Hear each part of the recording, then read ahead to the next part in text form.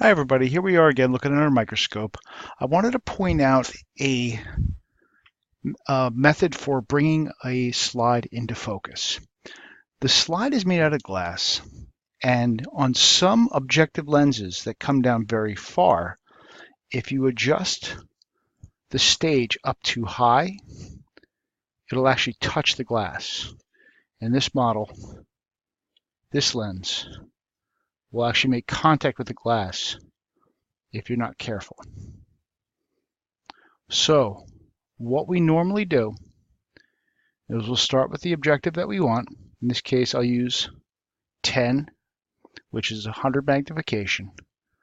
I'll bring the stage all the way up as far as I can. And I still have plenty of room on this objective, but like I said, others might come closer.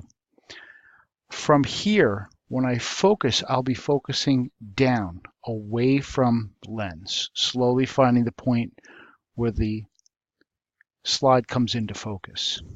So when you're looking through your eyepiece and you're looking at your sample, never start with the stage all the way down, working up.